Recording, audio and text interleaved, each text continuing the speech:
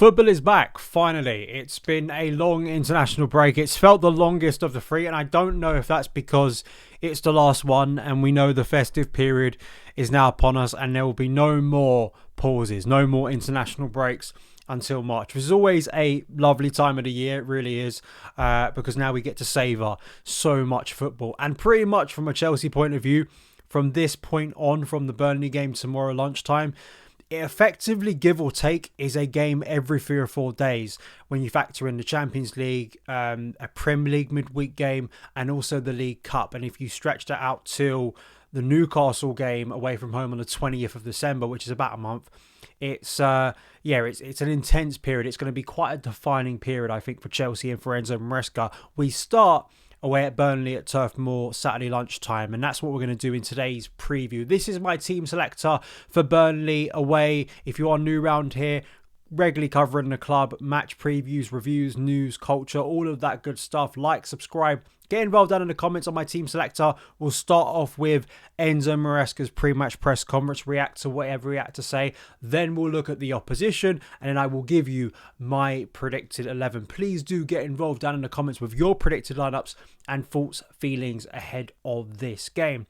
So Enzo Maresca had a bad piece of news to break on the press conference today, and that was that Cole Palmer was basically ready to return to action, or at least was on the brink with this injury he's had for a long period of time.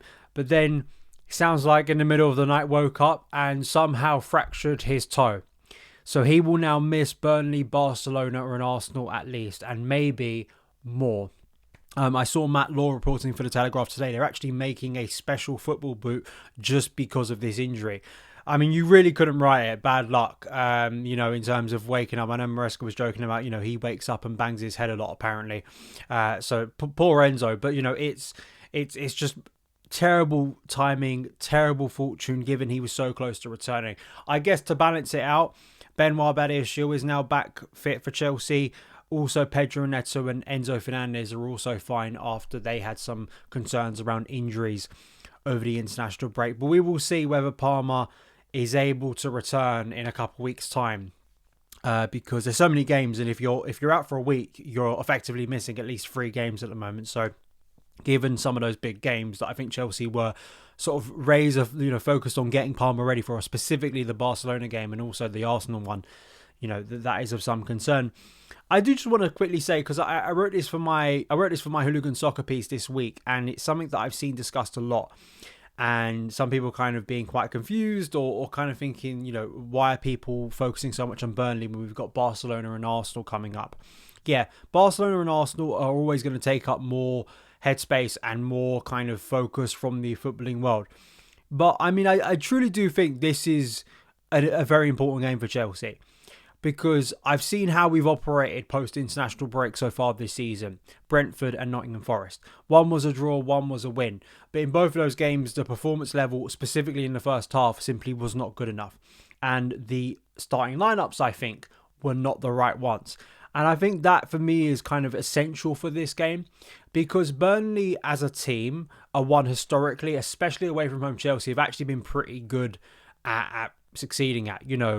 Touch wood, it's always the kind of the narrative around Burnley is, Turf Moor is a really, really tough place to go to. But if you actually look at the record of Chelsea, they've actually had some of their better days, like in front of goal at Turf Moor. It's actually, Burnley have historically been a lot better against Chelsea at home at Stamford Bridge. That's where they've picked up most of their points against Chelsea over the years. So there is that. But obviously, it's been a couple of years since they've consistently been in the Premier League, and it's kind of been a yo-yo sort of era for Burnley. And I want to look at what Burnley are doing and kind of what they could provide for Chelsea. I just want to quickly say, exciting for SonOfChelsea is we have teamed up with xgstat.com, who are going to help provide a lot of the numbers that I use, not only in my previews to look at opposition, look at Chelsea, but also just broader when I do my breakdown sort of data shows.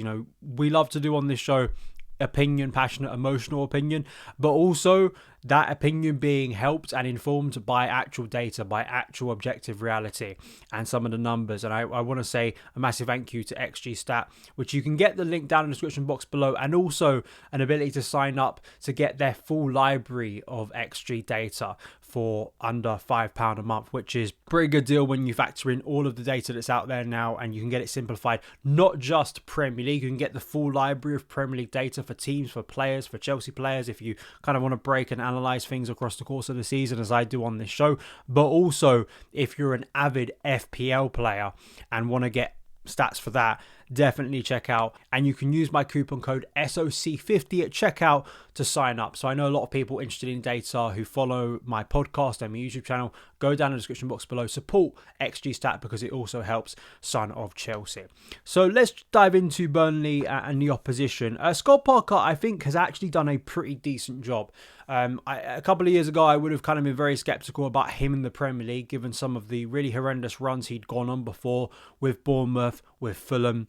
But this season with Burnley, they are 17th, but when you factor in Burnley and the quality of player they have, the resources they have, and what they've actually been so far this year, it has not been anywhere close to as bad as I think some Burnley fans would have feared when they kicked off. And actually at home, they've proven to be quite a difficult team to break down. I mean, it took Liverpool a long period of time to beat them. I think it was like a 94th, 95th minute penalty earlier in the season. They've beaten Leeds recently. They've beaten Wolves away from home. You know, those are two results that, you know, if you're Burnley and you're looking at the fixture list and where are we going to accumulate the points to keep us in the league, that is where you're going to be focusing on.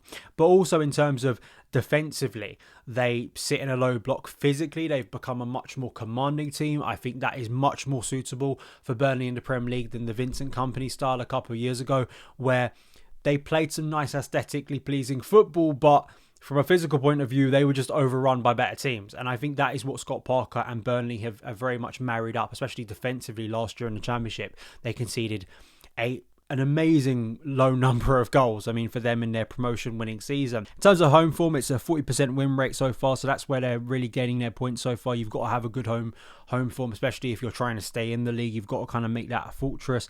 In terms of their build-up and their attack, where it mostly goes down the left side. Anthony is definitely kind of their top player so far this season, top goal scorer with 4 goals. Obviously, Kyle Walker, once of Man City, is taking up a lot of minutes as kind of an experienced head within this squad. And although they do play 4 at the back, I would suspect they're going to start with a 5-4-1, which sort of percentage-wise they have used most this season. And against Chelsea, we saw it with Wolves, we've seen it with teams before. You're at home, they play in a low block. It's going to be a physical game. I suspect that's what Chelsea are going to be confronted with. And of course, from a Chelsea point of view, Leslie Ogochukwu, I'm sure will be looking to impress. He's actually kind of playing an advanced number 10/8 role for them. It reminds me a little bit of Sean Dyche using Abdoulaye Doucouré at Everton as an advanced midfielder, or at times, you know, I think David Moyes, Fellaini, moving him really forward. I mean, it tells you what the team is being set up to do, and physically how much they're looking to kind of capitalise on that. And it's understandable for Burnley to keep them in the Premier League. It's how Chelsea react to that style of football and how they approach this game. Because moving into my predicted 11, I understand there's a lot of games, and I understand there is a consideration it has to be right. I spoke about this extensively pre-Wolves. Rotation is not an evil, it's a necessity. It's something you have to do. There's no point getting angry about rotation, because to survive in the current age of football, you have to rotate. The Jose Mourinho era of using 14 players has long gone. So I'm not opposed to rotating. It's about where you rotate, when you rotate, and top of the list, who are you rotating and who are you selecting from game to game? I think that is, for me, the key point here and the nuance within that conversation. If Maresca is rotating and not starting some players in this game because he's specifically looking at the quick turnaround to a Tuesday game against Barcelona, and then, of course, next Sunday against Arsenal, you've got to make the right considerations. What I don't want to see in this starting lineup, which I saw against Nottingham Forest, which we saw against Brentford back in September, is wild rotations. I'm talking about Tosin and Hato as your centre-back duo, Jarell Hato starting over Marco Correa, Malo Gusto needlessly playing in central midfield, because the last 2 times we had an away game following an international break, Very reminiscent. It was a 12:30 kickoff at Forest. The team looked sluggish. They looked disconnected. Players in kind of unfavourable roles or out of form or out of match sharpness. Chelsea were caught cold, and they were lucky that they weren't 2 or 3-0 down against Nottingham Forest. And I think that when you play that game, you're risking being on the back foot. And in both of those situations, Brentford and Forest, Enzo Maresca had to act from the bench. I'd prefer to do it the other way around, where we start the strongest team possible, and then you can bring them off if the game has gone in your favour, hopefully, and Chelsea have secured some form of a lead. I just think that's better, because to make Arsenal a bigger game with higher stakes, Chelsea need to keep the distance to them the same. If we drop points or lose against Burnley and Arsenal win, I'm not saying Arsenal is not a big game, but it sort of lessens the point because the gap has increased to 9 or maybe a little bit less than that. Chelsea need to keep winning. They need to keep momentum. And a win tomorrow will be the first time this season we've gone 3 straight wins in the Premier League. And that, of course, is very important as we reach this stage of the season. In goal, Rob Sanchez. I saw some discourse over the international break, maybe you did as well, about Philip Jorgensen making a move elsewhere. I mean, I wouldn't really moan about that, but Rob Sanchez is kind of undeniably first choice, and I think from a physical point of view, from an aerial point of view, he's been pretty useful for Chelsea in recent weeks. 2 clean sheets in his previous 2 Premier League games. Back 4, I would still start Reece James. Maresca made a big thing before the international break about how Reece can now play multiple games in the same week. If he's starting here, I mean, he's definitely starting the next 2 games. I mean, he has to be starting Barcelona and Arsenal. Again, it's about that rotation. If you're bringing in Malo Gusto, it's not, for me, Malo Gusto, if he starts, I think I'd rather him start as a fullback / wing back rather than as someone who starts inverting in central midfield in a game where I just don't think that makes a lot of sense. Malo Gusto, Reece does it a lot more comfortably. So for me, Reece should be starting this game, and then you have the option to bring Malo Gusto off the bench. The back 2, I'm going to stick with the same duo that has worked and kept Chelsea clean sheets in the previous 2 games, and that is Wesley Fofana and Trevor Chalobah. I think Wesley Fofana has shown he's really caught up to speed after a rocky start when he played a few months ago.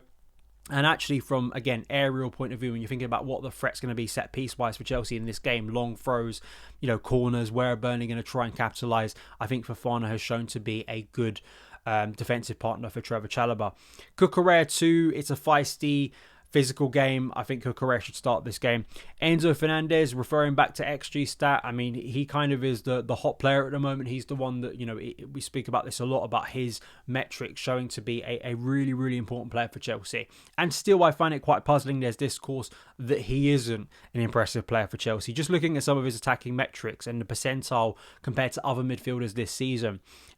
Goals, 0.27 per 90, which puts him in the 88 percentile. 94 percentile for non-penalty XG, 0.29 per 90. 89 percentile as well for shots, 1.99. On target, 50%, that puts him in the 87 percentile. And as well, we've spoken extensively about his assists and also the assists or kind of the passing, progressive passing and chance creation that isn't capitalised on. I think that was evident in the previous 2 games. So good that Enzo's ready. I think he should start this game. Absolutely. Alongside him, Moises Caicedo, he did return late as he always does. But again, do I want to risk a 45 minutes without Moises Caicedo at the moment? Not really, and it's a bit of a shame the options aren't really there to rotate. You could bring Andre Santos in here, but I just think Caicedo, again, if he can get an hour in him, that's good, and then you can bring Andre Santos off the bench if you want to, or invert someone else. I'd rather start Moises Caicedo. It's a big game. It's a serious game. It should be an important game for Chelsea. When I say big game, Burnley they're not Arsenal, they're not Barcelona, but you have to treat it like this is a must-win. We've got to be racking up points at this stage of the season. You want to start this crucial period in the best and strongest way possible, and we know how essential that is for Moises Caicedo to be on the pitch. Now we get into the attacking 4. And for me, this is pretty obvious. I think this 4, again, start your strongest players, start the players in confidence and recent, form of momentum, and then you've got options off the bench to rotate and rest them later in the game. Esteval. I don't really know how much more evidence we need to Esteval. I mean, Maresca didn't really speak about him returning late. I know Brazil obviously had some games in the... they definitely had one game in the UK at the Emirates over the international break. So it's not like he was doing tons and tons of travelling. And his current form is just insane. You should be starting him. Literally, the first thing he did after coming off the bench against Wolves was set up Chelsea's second goal that killed the game. He has to be starting these games. I'd be starting him in all 3 of these games. I'd be starting Esteval as much as you can because he's a magician. He's a freakish talent. He's in bundles of confidence at the moment, and he makes a tangible, obvious difference to Chelsea and the way we play and the way we are more dangerous and threatening to the opposition. João Pedro is also in some good form. After a barren run, really, where we were concerned about his form, he scored in his last 2 Premier League games, so I think he should remain as the number 10. Garnacho is also in some really good form. We focused on this during the international break. Some of his numbers being really, really impressive and quite exciting. And again, want to keep him in the starting 11. I would also start Liam Delap. I mean, Liam Delap needs to get up to speed a lot more. I think match sharpness is clearly still a problem. But again, you think about the profile of team we're coming up against, a team that physically is going to sit deep, is going to try and muscle Chelsea out and try and make it awkward for Chelsea. You need that focal point. You need someone who's going to go toe-to-toe. Hopefully not too much, as we saw with Delap recently, and get himself sent off stupidly, but enough where there's a battering ram there that Chelsea can aim to, a focal point that allows Esteval, João Pedro and Garnacho to work around them. So I think that will be Liam Delap as a starting player. Do you agree? Do you disagree? Please do let me know in the comments below. This has been your preview for the Burnley game. Be back over the weekend to review whatever happens at Turf Moor. Hopefully 3 points. So follow across the socials at SonOfChelsea, and I will see you again very, very soon.